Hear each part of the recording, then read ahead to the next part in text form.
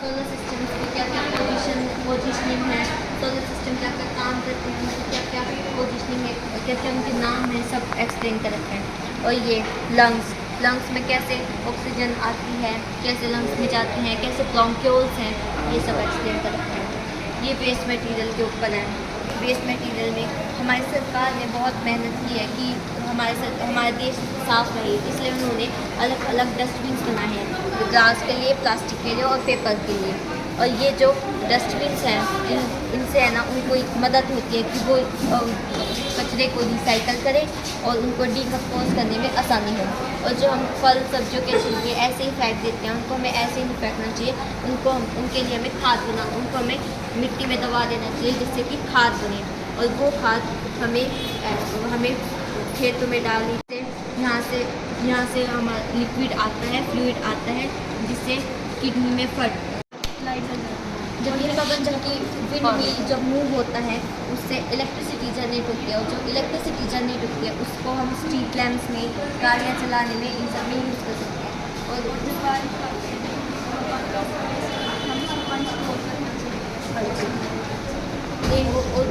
वो सिंचाई के लिए काम आता है।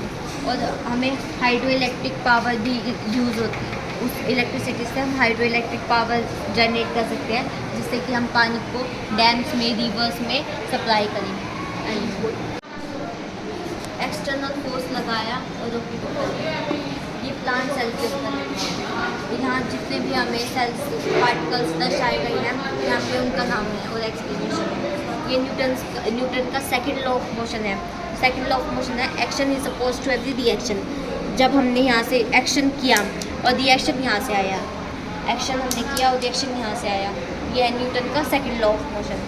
ये है solar system, sun and other planets, ये मूव भी होता है, ये इनकी रोटेशन को दर्शाता है। ये सॉलिड, लिक्विड, गैस। सॉलिड के जो पार्टिकल्स हैं वो बहुत ज़्यादा टाइटली अरेंज होते हैं, जिससे सॉलिड हिल नहीं सकता, लाइक टेबल अपने आप नहीं हिल सकती। बट लिक्विड है, लिक्विड के पार्टिकल्स थोड़े से लूज होते हैं एज़ कम्पेयर, बहुत ज़्यादा फ्रीली मूव होते हैं। इसलिए गैस हमें सारी जगह होती है पर हम ना तो उसको छू सकते, ना वो हमें दिख सकती। इसलिए गैस के पार्टिकल्स बहुत ज़्यादा अलग अलग होते हैं। ये हार्ट के ऊपर है। रेड दर्शाता है ऑक्सीजनेटेड ब्लड और ब्लू दर्शाता है डीऑक्सीजनेटेड ब्लड। कैसे जो हमारा हार्ट है वो हमारी पूरी बॉडी में जा रहा है और ये डीऑक्सीजनेटेड ब्लड जा रहा है। ऐसे आर्टरीज और वेन्स के माध्यम से सारी जगह को फैला देता है। ये है एक फ्लावर, ये पार्ट ऑफ अ फ्लावर है।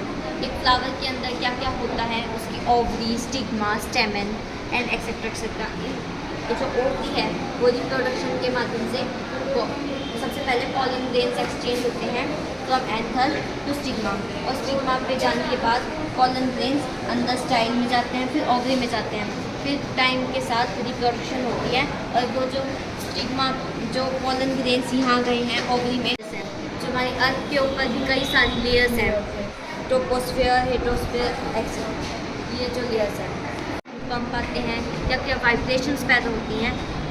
प्लांट सेल में क्या क्या होता है, उनमें क्या क्या वैक्यूल्स, न्यूक्लियस, जो होता है, जो यहाँ पे जो सनलाइट सोलर पैनल्स पे पड़ती है, उस सनलाइट से हम कैसे वो इलेक्ट्रिसिटी जनरेट करते हैं। उस इलेक्ट्रिसिटी के बाद वो इलेक्ट्रिसिटी हम व्हीकल्स पे यूज़ कर सकते हैं, घर के